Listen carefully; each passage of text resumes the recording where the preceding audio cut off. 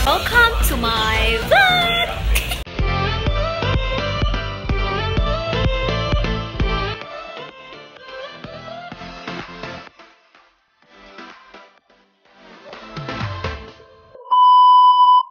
So, ayun na nga. Nababasa mo naman ito. Diba? Nababasa mo. Kasi, madami sa inyo. Hindi naman masyadong madami. Ang OA ko naman kung sasabihin kong madami, diba? May mga nagsasuggest kasi na mag-vlog daw ako. So, pagbigyan natin yan. So, pagtsagaan niyo yung content ko.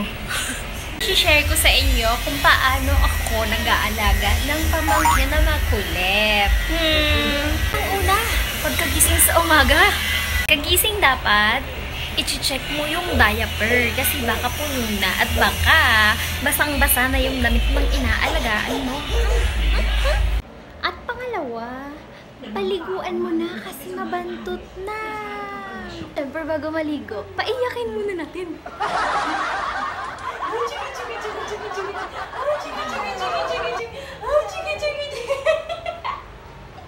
Joke! Hindi siya iiyak. Kasi big girl na daw siya. Okay, tapos na siya. So, i-share ko lang ang nangyari sa banyo. Ayaw niya nang umalis kasi gusto niya pong magbabad doon. Alam mong ginawa ng tita. Siyempre, tita ako dapat umiiyak. Charot. Binuksan ko siyempre yung shower. Yun, takot na takot siya. So, bihis na ang baby. Baby. Diaper, check!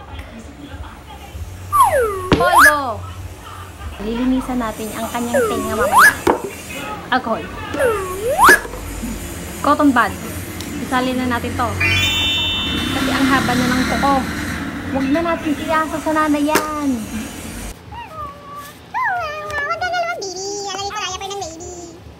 Dito kami madalas mag-away kasi lagi siyang gumagalaw pag nilalagay ko yung diaper.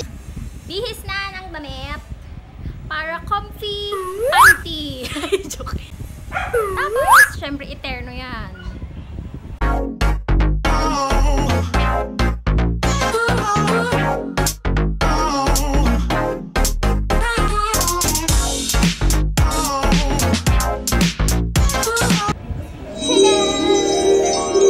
Number 3, linisan ng tenga tsaka putulan ng kuko.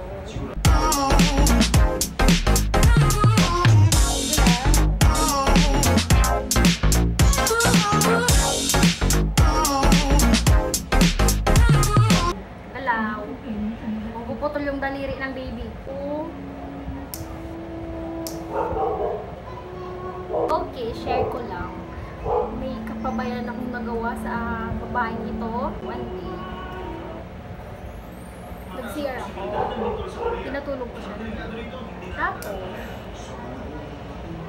bigla ko na lang narinig na umiiyak na siya. Tapos nakita ko, tumudugo na yung kamay niya. Kasi nasa may electric pan siya. So, ang nangyari?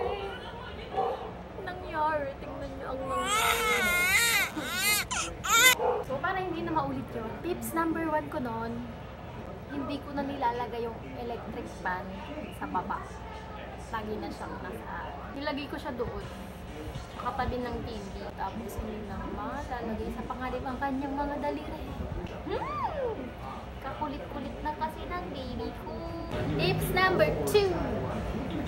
Pag-aakyat siya ng hagdan, bantayan mo malamang. Hey! O yan! Start! Now!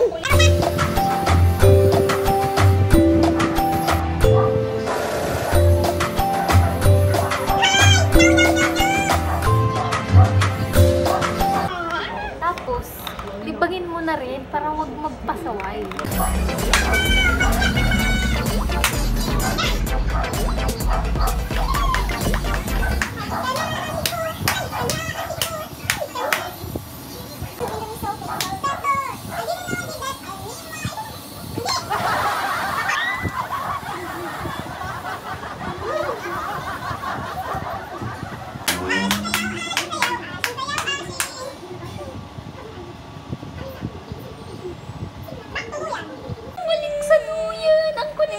Tips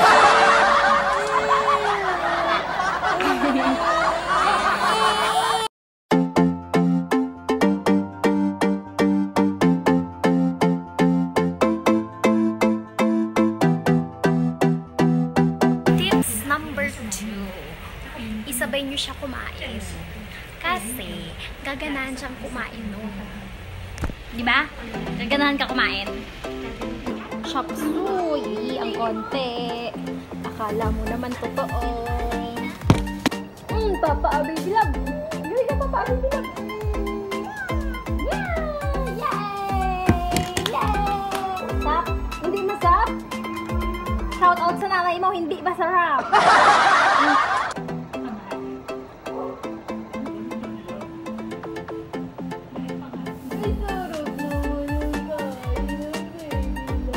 So siya,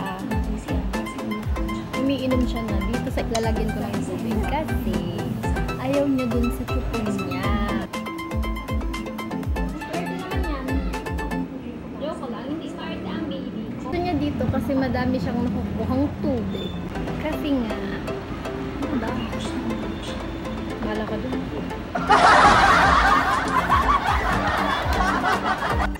Ako pala nagluto ng kanin. Eh, kanin lang naman yung pinakain niya. So, ibig sabihin, yung kanin yung hindi masarap.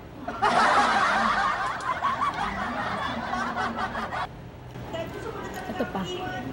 Pag tita ka, at ikaw yung nag-aalaga ng pamangkin mo, kahit nandito niya na yung kanin, kahit nahulog na yung pagkain, kakainin mo yun. Parang ikaw na yung nanay, diba? Kakainin mo yun. Tulad ako na niya ako. Gulay. Kain ka gulay.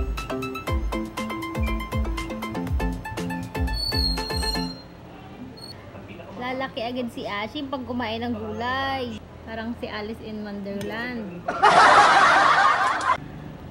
Natapon na! Natapon na! Sarap.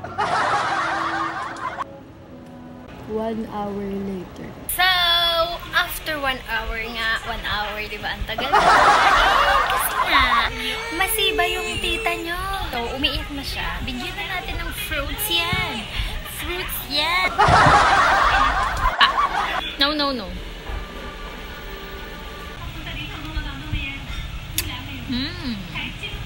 Ayun, pamangkin ko pala kakain. Ayun na po, ayun na. Ay, galing naman kain ng baby. Ba't ka umiiyak? 1 hour later.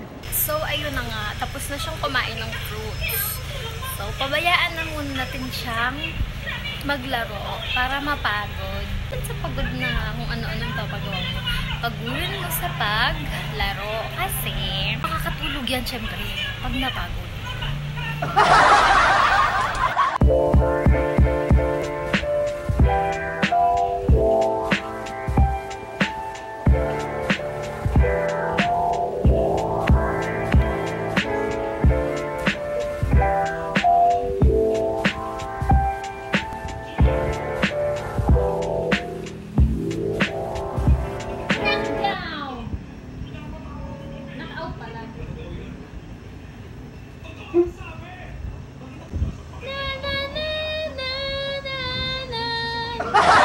Gusto niya yung You Are My Sunshine. Are my sunshine, my only sunshine.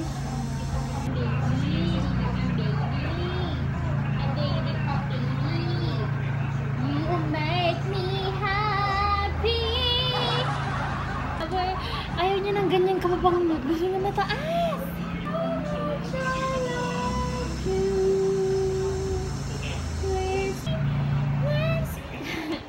Niloloko mo ko eh. 30 minutes later. So, ayan na nga, tulog na ang baby love. Sweet dreams and a beautiful nightmare. Gising na ang baby. Wawa pa niya. Hi! Sarap tulog na?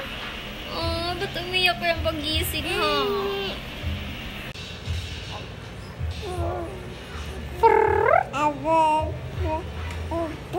Boom tarat tarat. Ow! Boom tarat tarat.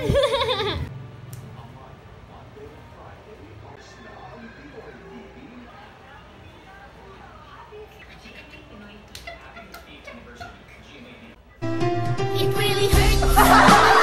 Ang galing ko kasi napapinili ko hindi makuha ng buong magkaroon na lang. Kailangan ko tanggapin. Nasa puso mo meron namang ibang umaangkin. At alam ko na rin na mayroon ang nagmamayari sa pag-ibig sa iyo. Ako itong nakikihati at ano man ang mangyari di ko kayang manong. Ay, nakakapagod mag-It's Really Her. So, ganun nga yung nangyayari sa amin sa araw-araw, ang art ng R. So, ganun nga. Nakaka-enjoy naman siyang bantayan kasi napaka-cute ng baby. So, sana natuwa kayo sa pinagagagawa namin. And then, shout out sa mga titang ina dyan.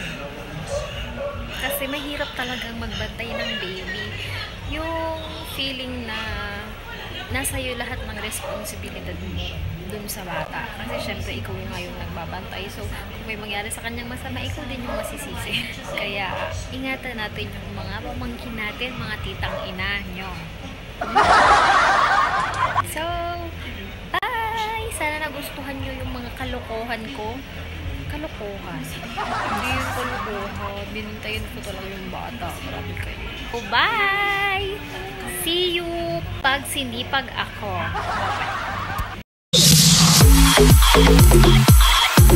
Bye.